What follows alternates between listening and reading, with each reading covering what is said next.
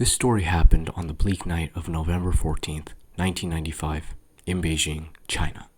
An old man, some say an old woman, was waiting at the bus stop at midnight, making conversation with the only other person at the stop, a quiet young gentleman.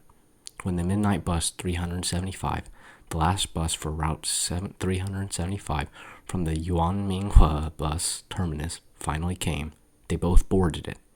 The old man took a seat near the front of the bus, while the young man sat a couple of rows behind him. There were no other passengers along with them, except for the driver and a female ticket collector. After a while, the driver spotted two shadows by the side of the road, waving at the bus. He stopped, and when the doors opened, 3 people got on.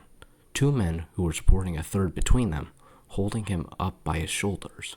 The man in the middle looked disheveled, and his head was bowed so that no one could see his face.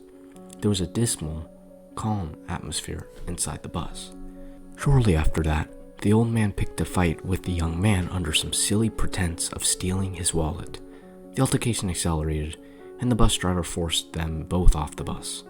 When they got off the bus and the bus zoomed away, the old man was no longer angry. He told the young man that he had saved their lives.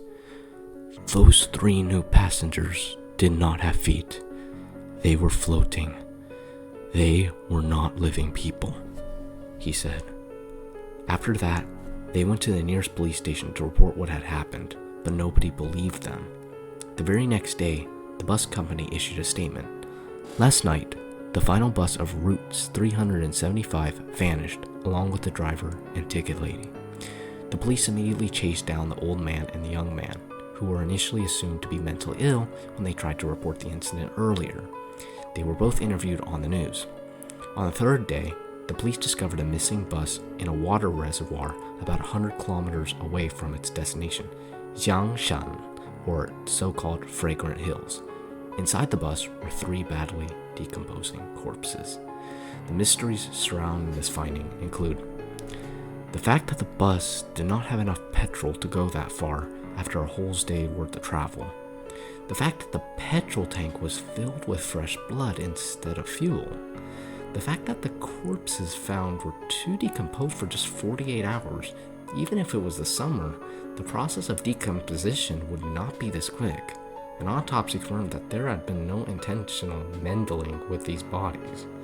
The fact that even after the police went through all the security cameras set up around the various entrances to the reservoir, they found nothing out of the ordinary.